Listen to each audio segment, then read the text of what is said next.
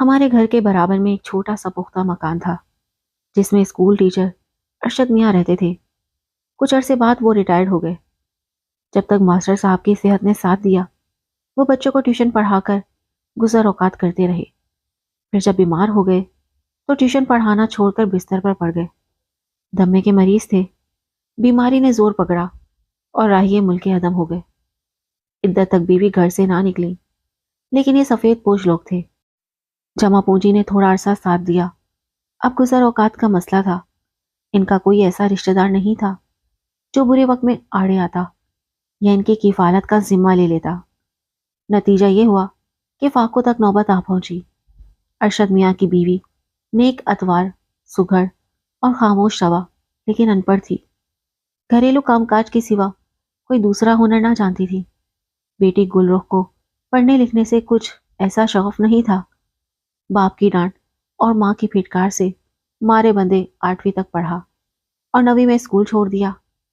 جب نوبت فاقوں تک پہنچ گئی تو نصرت بی بی نے قدم باہر نکالا۔ سب سے پہلے ہمارے گھر آئی، اپنی مجبوری بتا کر ہمارے گھر کا کام کرنے کے لیے اندیا ظاہر کیا۔ امی نے انہیں رکھ لیا۔ وہ سگھڑ تو تھی، امی جان کو ان کے آ جانے سے بہت آرام ملا۔ انہوں نے گھر کا سارا کام ہی ان پر چھوڑ دیا۔ ہمیں بھی گویا خالہ نصرت کی آ جانے سے سکون مل گیا۔ وہ صبح 7 بجے آ جاتی اور 4 بجے تک ہمارے گھر ہی رہتی۔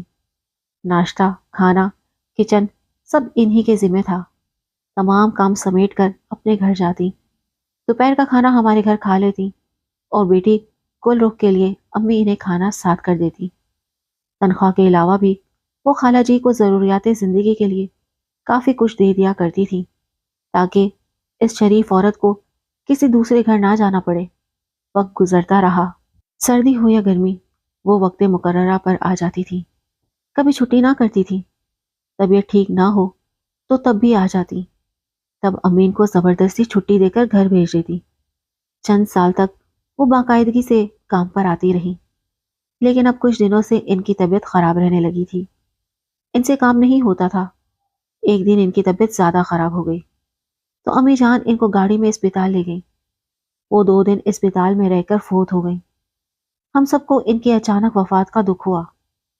تجہیز و تکفین بھی ہو گئی، لیکن اب مسئلہ تھا کہ ان کی لڑکی گل رخ کا۔ اس کی عمر ان دنوں 17 سال ہوگی۔ وہ دنیا میں اکیلی رہ گئی۔ خدا جانے ننیال اور ددیال والے کیوں نہیں پوچھتے تھے۔ اب اس لڑکی کا ہم لوگوں کے سوا کوئی پریشان حال نہیں تھا۔ وہ اکیلی گھر میں نہیں رہ سکتی تھی، لہٰذا امی اس کو اپنے ساتھ لے آئیں اور کرائے کا گھر مکان مالک نے واپس لے لیا۔ گل رخ نے ہمارے گھر آتے ہی ماں کی کمی کو پورا کر کے تمام کام سنبھال لیا۔ ہم سب اس کے ساتھ پیار بھرا سلوک رکھتے تھے، جانتے تھے کہ ہمارے سوا اس کا کوئی نہیں ہے۔ جب ہمارا ملازم چھٹی کر لیتا تو گل چادر اوڑھ کر خود سامنے اسٹور سے ضرورت کی چیزیں لے آتی، حالانکہ امی منع بھی کرتی تھی کہ باہر مت نکلا کر، زمانہ ٹھیک نہیں۔ وہ جواب دیتی، خالہ جی میں اچھی طرح چادر اوڑھ کر اور منہ ڈھانپ کر نکلتی ہوں، کسی کو کیا پتا کون ہے، سودا بھی تو لانا ہوتا ہے۔ ایک دن نمک ختم ہو گیا، وہ ہانڈی پکا رہی تھی، تبھی اس نے چادر اوڑھی اور امی سے پیسے لے کر اسٹور کو چلی گئی۔ واپسی پر جب وہ سڑک پار کر رہی تھی ایک گاڑی نے گل کو ٹکر مار دی۔ وہ سڑک پر گر گئی۔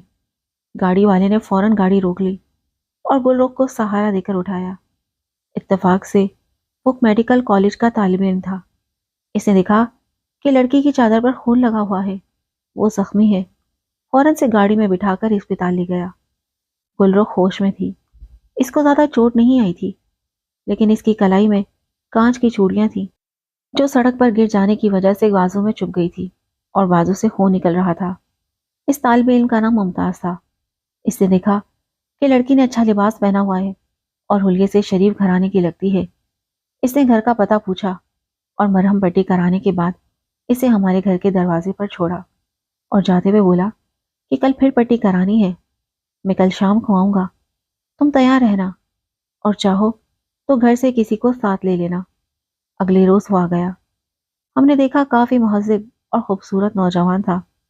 بھائی نے اس کو گھر میں بٹھایا، امی نے چائے وغیرہ دی، پھر اس کی گاڑی میں گل رخ اسپتال چلی گئی۔ ساتھ میں میرا چھوٹا بھائی بھی گیا۔ 4 بار اسی طرح پٹی کرانی پڑی۔ ہر بار ممتاز خود آتا اور گل اس کے ساتھ اسپتال جاتی رہی، یہاں تک کہ زخم بالکل ٹھیک ہو گیا۔ پٹی کرانے کا سلسلہ ختم ہو گیا، ممتاز پھر نہ آیا، لیکن ہم نہیں جانتے تھے کہ ایک زخم ٹھیک ہوا ہے، لیکن ایک دوسرا زخم ان کے دلوں کو گھائل کر چکا ہے۔ کچھ دن گزرے کہ ایک روز گل رخ پڑوس میں جانے کا کہہ کر کچھ دیر کے لیے غائب ہو گئی۔ امی کو پتہ نہ چلا کہ وہ ڈاکٹر ممتاز کے پاس گئی ہے۔ امی تو اپنے کمرے میں جا کر لیٹ گئی اور ہم سب اسکول کالج چلے گئے تھے۔ ممتاز کو پہلی نظر میں ہی گل پسند آ گئی تھی۔ جب اسے پتا چلا کہ ایک عزت دار گھرانے کی بیٹی ہے، ماں باپ مر چکے ہیں، اس لیے ہمارے ساتھ رہتی ہے، تو اس کو گل رخ سے ہمدردی ہو گئی۔ اب وہ سوچنے لگا کہ میں کیسے اس لڑکی سے شادی کروں۔ ایک دن وہ امی کے پاس آیا۔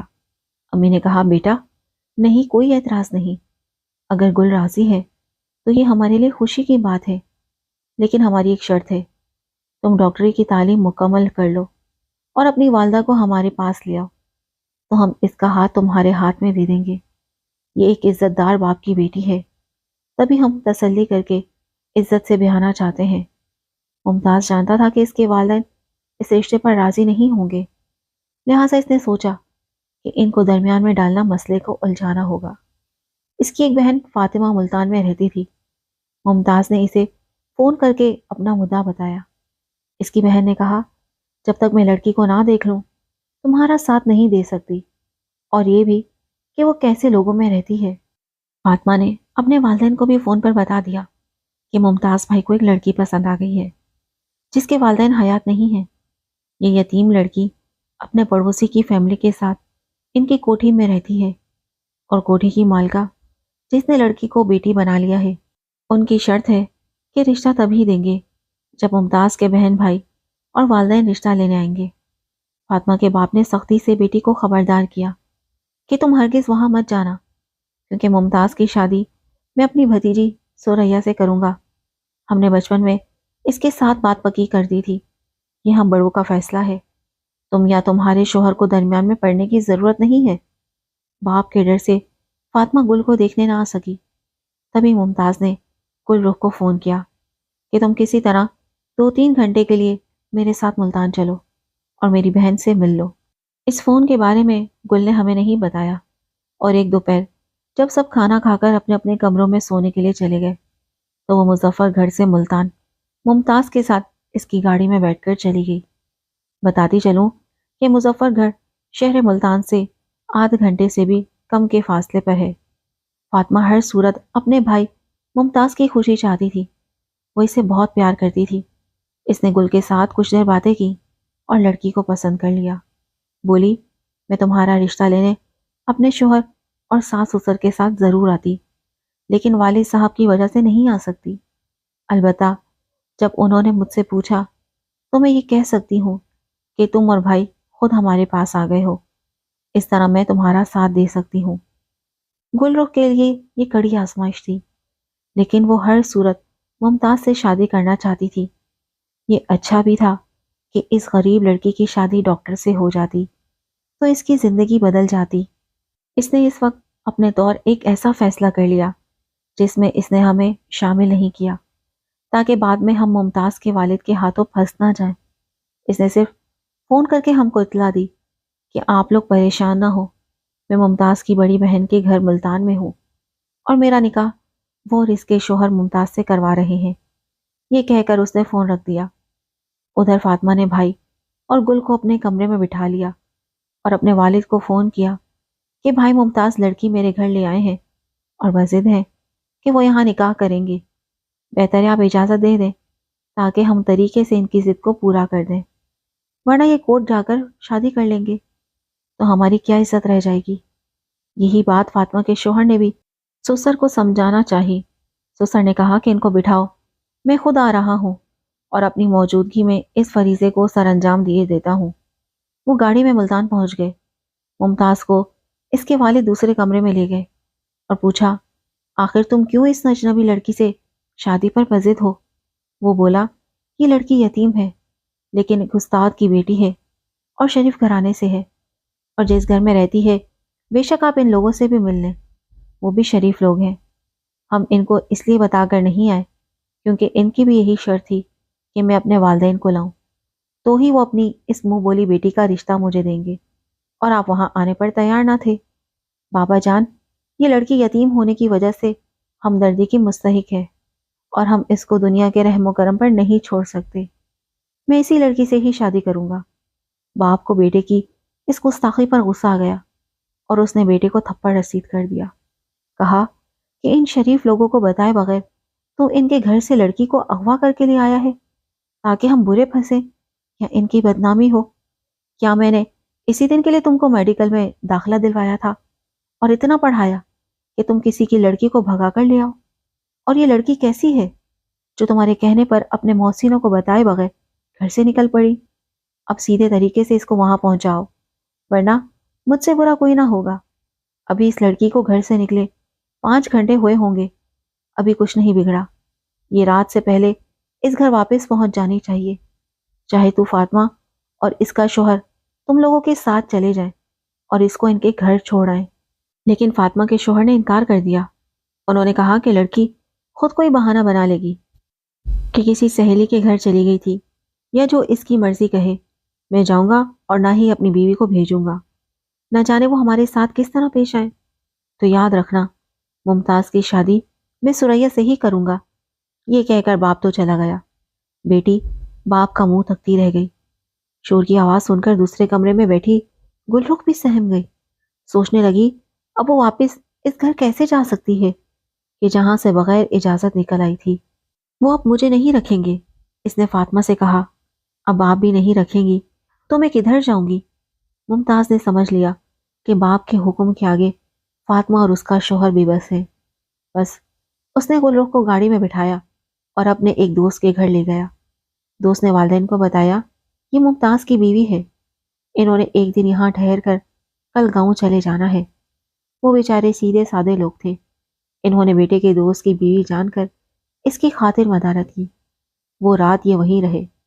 اگلے دن ممتاز گل کو لے کر وکیل کے پاس گیا اور کورٹ میں نکاح کر لیا۔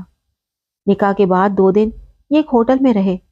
تیسرے دن ممتاز نے میرے ابو کو فون کر کے کہا کہ ہم نے نکاح کر لیا ہے، جس میں میری بہن اور بہنوئی میری طرف سے شریک ہوئے تھے۔ آپ مہربانی سے چند دن گل رخ کو اپنے گھر میں رکھ لیں تاکہ اس دوران میں اپنے والد اور والدہ کو منا کر آپ کے پاس لا سکوں۔ اس طرح میں گل کو اپنے گھر لے جاؤں گا۔ پہلے تو والد صاحب راضی نہ ہوئے، لیکن جب ڈاکٹر ممتاز نے اپنے وکیل سے بات کروائی تو اس کی مجبوری کو سمجھتے ہوئے والد صاحب نے کہا ٹھیک ہے، ہمیں ماسٹر ارشد اور اس کی مرحومہ بیوی کا لحاظ ہے، آپ گل کو چھوڑ جائیں، لیکن نکاح نامے کی ایک کاپی بھی ساتھ لیتے ہیں۔ ممتاز اپنے وکیل کے ساتھ نکاح نامے کی کاپی بھی لایا۔ وکیل نے گواہی دی کہ میں نے کورٹ میں ان کا نکاح ان کے بہنوئی کی موجودگی میں کروایا ہے۔ نکاح نامے کی کاپی ابو نے لے کر گل کو گھر میں رہنے کی اجازت دے دی۔ ممتاز چند دنوں کی مہلت مانگ کر چلا گیا۔ گل پہلے کی طرح ہمارے پاس رہنے لگی، لیکن اب وہ پرسکون نہیں تھی اور ہم بھی اس کے بارے میں فکر مند تھے۔ ممتاز بظاہر اچھا انسان نظر آتا تھا، لیکن ابھی وہ اپنی تعلیم کے آخری سال میں تھا، اپنے اخراجات کے لیے بھی والدین کا محتاج تھا، اسی لیے والدین سے یہ شادی خفیہ رکھنا چاہتا تھا۔ وہ باپ سے کسی طور مقابلہ کرنا بھی نہ چاہتا تھا، ورنہ وہ اس کا خرچہ بند کر دیتے تو تعلیم ادھوری رہ جاتی۔ ممتاز نے فائنل کا امتحان پاس کر لیا، ہاؤس جاب بھی مکمل کر لی۔ اسی دوران گل نے بیٹے کو جنم دیا۔ وہ اب بھی ہمارے پاس رہتی تھی کیونکہ ممتاز ابھی تک اس کو اپنے ساتھ رکھنے کے قابل نہ ہوا تھا۔ اس کا کہنا تھا جو ہی میری آمدنی شروع ہوگی میں آ کر گل اور اپنے بیٹے کو لے جاؤں گا۔ وہ دن میں صرف 15-20 منٹ یا آدھ گھنٹے کے لیے آتا تھا، وہ بھی 2 ماہ بعد، لیکن وہ فون پر بیوی سے رابطہ رکھتا تھا اور بیٹے کے خرچے کے لیے جو بن پڑتا دے جاتا تھا۔ ایک دن ممتاز کے والد نے اسے بلوایا کہ جلدی پہنچو، تمہاری ماں بیمار ہے۔ وہ گاؤں گیا تو اس کی شادی کی تاریخ طے کر دی گئی۔ بہت پریشان ہوا کیونکہ شادی تو وہ کر چکا تھا، دوسری کیوں کرتا۔ اس نے باپ سے کہا کہ میں آپ کی بھتیجی سے شادی نہیں کرنا چاہتا، اس لیے واپس جا رہا ہوں۔ باپ نے غصے سے کہا کہ کیا تمہیں میری عزت کی کوئی پرواہ نہیں؟ اور نہ اپنی بہن کی پرواہ ہے جو تمہارے چچا کی بہو ہے۔ اگر تم نے ان کی لڑکی کو ٹھکرایا تو بتاؤ تمہاری بہن کا کیا بنے گا؟ اگر آج تم نے میری عزت رکھ لی تو میں وعدہ کرتا ہوں کہ تمہاری دوسری شادی میں خود کراؤں گا۔ آج میری بات مان جاؤ۔ غرض ایسی باتیں کر کے برادری نے ممتاز سے بات منوا لی اور جو تاریخ مقرر کی گئی تھی اسی پر اس کی سریا سے شادی کرا دی گئی۔ شادی کے بعد اسے والد اور چچا نے کافی دن گاؤں سے باہر نہ جانے دیا۔ کہا کہ 3 ماہ تک تم اپنی دلہن کے ساتھ رہنا ہے، بعد میں شہر چلے جانا۔ ادھر فاطمہ نے فون کر کے گل کو بتا دیا کہ ممتاز بھائی کو والد اور تایا نے مجبور کر کے اس کی شادی اس کی منگیتر سے کروا دی ہے۔ وہ ابھی جلد تمہارے پاس نہیں آ سکتا، لیکن کچھ ماہ بعد ضرور آئے گا۔ تم تسلی رکھو اور گھبرانا نہیں۔ ہمارے خاندان میں 1 سے زیادہ شادیوں کا رواج ہے، لہٰذا تمہاری شادی کو کوئی خطرہ نہیں ہے۔ تمہاری سوتن اپنی جگہ اور تم اپنی جگہ رہو گی۔